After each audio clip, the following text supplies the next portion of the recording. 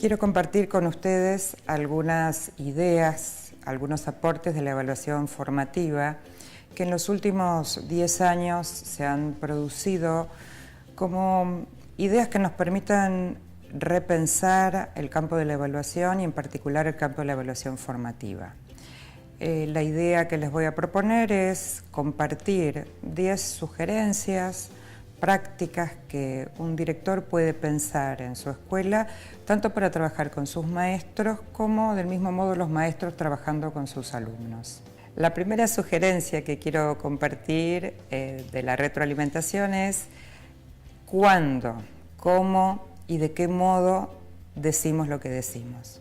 Nosotros sabemos que la retroalimentación impacta en las personas, tanto en sus aspectos emocionales como en sus aspectos cognitivos, y no es lo mismo decirle algo a alguien de buena manera que decírselo de mala manera, no es lo mismo decirle algo a una maestra en un pasillo que sentarse con calma y poder compartir, comentarle lo que uno quiere decir. También el sentido de la oportunidad. A veces uno piensa, es mejor decirle al comienzo de la jornada, cuando sale de la escuela, un viernes antes de ir a su casa.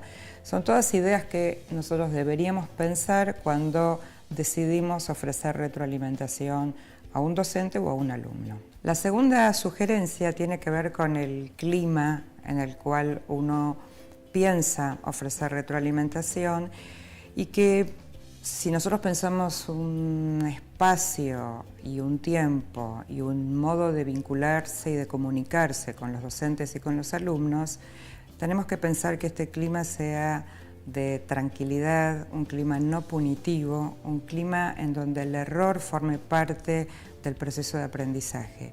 Si no, las retroalimentaciones que ofrecemos podríamos decir que caen en el vacío, no son consideradas, no se toman en cuenta. La tercera sugerencia tiene que ver con hacer explícitos los criterios, los estándares, las expectativas de logro, depende cómo sean definidos en cada jurisdicción, de tal manera que los docentes sepan qué se espera de ellos, los alumnos sepan qué se espera de ellos y estos criterios, estos modos de enunciar lo que se espera sean públicos y compartidos. La cuarta sugerencia está vinculada con la anterior porque tiene que ver otra vez con los criterios. Los especialistas dicen que sería bueno compartir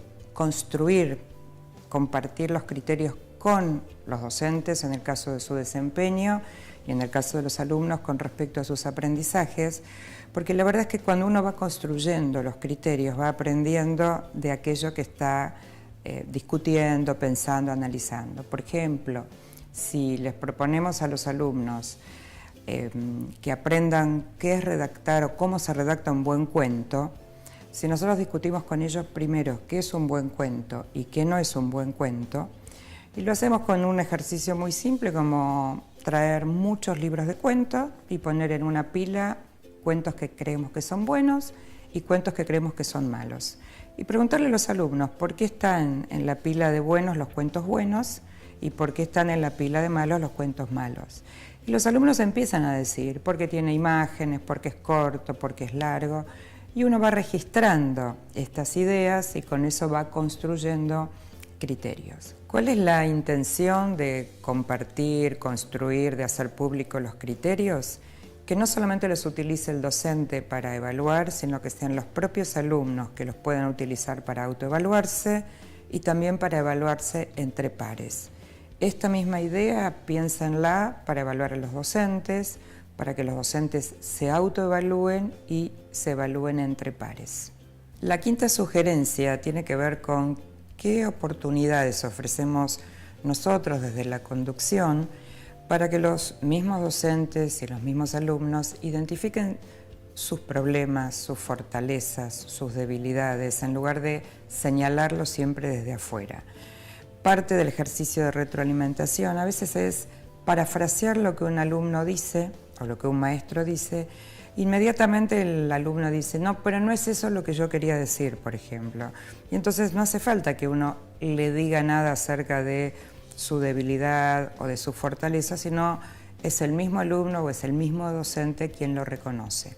Esto esta manera, digamos, de pensar la retroalimentación, otra vez, y aludiendo a la sugerencia anterior, permite que un alumno se autoevalúe, que un docente se autoevalúe y que el ejercicio de retroalimentación no sea siempre decirle lo que tiene que hacer, sino empoderar a los alumnos y a los docentes para que ellos mismos identifiquen cómo están yendo, cómo les está yendo en la escuela, cómo están ejerciendo su rol como docentes. La sexta sugerencia tiene que ver con la cantidad de información que uno puede ofrecer en una retroalimentación. Nosotros pensamos que deberíamos elegir, focalizar en algunos aspectos, porque nadie puede hacer algo con todo lo que uno le dice. Un ejemplo puede ser, si yo corrijo una producción de un alumno, no puedo señalarle 20 cosas en su producción, porque la pretensión de la retroalimentación sería que el alumno haga algo con lo que yo le estoy sugiriendo, proponiendo.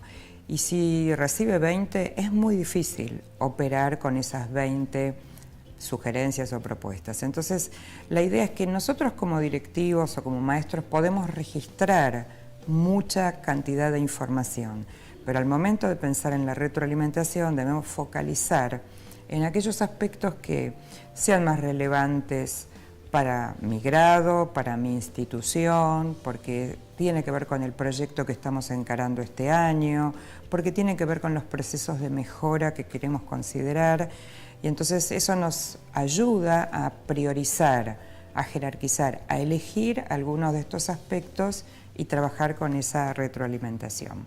La séptima sugerencia, bien puntual, tiene que ver con un modo de ofrecer retroalimentación es ofreciendo ejemplos, mostrando ejemplos, modelando cómo se hace algo.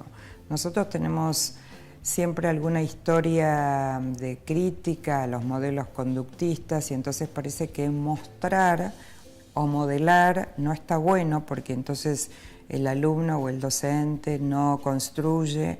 Y la verdad que esto no es así. A veces es bueno mostrar un buen ejemplo, a veces es bueno modelar cómo se hace algo para después el alumno o el docente lo haga a su propio modo, a su propia manera. Pero esta idea de piensen cómo lo harían, por ejemplo, y no ofrecer ningún ejemplo, muchas veces deja en el camino a muchos alumnos o a los docentes sin saber exactamente cuál es la propuesta. Así que buenos ejemplos es una buena manera de retroalimentar. La octava sugerencia tiene que ver con pensar dos cuestiones muy importantes en la retroalimentación. La primera es valorar aspectos positivos.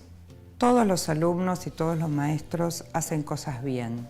Entonces, el primer ejercicio que uno debería hacer cuando uno ofrece retroalimentación es identificar aquello que hacen bien, aquellas fortalezas, aquello que muestra lo que el maestro sabe, lo que el alumno sabe, y para poder, obviamente, después avanzar sobre otros aspectos. Pero esta valoración, uno diría, casi sería el comienzo de una buena retroalimentación. La segunda idea es que no siempre necesitamos decir cómo hay que hacer las cosas. Muchas veces una buena retroalimentación es una buena pregunta, que lo deje el otro pensando. Los dos aspectos, la de la pregunta y la de la valoración, van a impactar también, como dijimos antes, sobre el campo de la autoestima, no solo sobre los conocimientos o sobre los aspectos cognitivos de un estudiante o de un maestro, sino sobre su autoestima, y sabemos que quien se siente bien, se siente reconocido, tiene muchas más posibilidades de aprender más y mejor. La novena sugerencia tiene que ver con qué esperamos que el otro haga con lo que le ofrecemos como retroalimentación. Y algunos autores usan una analogía muy linda que es la analogía del paquete, ¿no? Y uno dice, ¿qué hace una persona cuando recibe un paquete? Puede hacer muchas cosas. Puede devolverlo al remitente, puede quedarse con el paquete y abrirlo, puede guardarlo para más adelante, puede tirarlo a la basura. Y nosotros no queremos que la retroalimentación ni vaya a la basura, ni quede olvidado. queremos que el alumno y el docente hagan algo con aquello que les proponemos, les preguntamos, les sugerimos. Entonces es muy importante no solamente ofrecer retroalimentación, sino que seamos muy claros en qué queremos que hagan nuestros alumnos o nuestros docentes con esa retroalimentación. Por ejemplo, volver a escribir el trabajo, por ejemplo, pensar otra estrategia para la próxima clase, o sea, ser muy claros en el pedido. La última sugerencia es una bien específica y es un ejemplo de lo que en el campo de la retroalimentación llamamos protocolos, que son una especie de redes de conversaciones organizadas que tienen una estructura, que lo que permiten es en muy poquito tiempo ofrecer retroalimentación. Este es un ejemplo de muchos otros que hay y consiste en 3 preguntas. La primera es ¿a dónde voy? Y tiene que ver con entender lo que dijimos al principio, ¿no? ¿Cuáles son los objetivos? ¿Por qué estoy yendo para allá? ¿No? Tener claro a dónde voy. La segunda es ¿cómo me está yendo? ¿Cómo estoy yendo?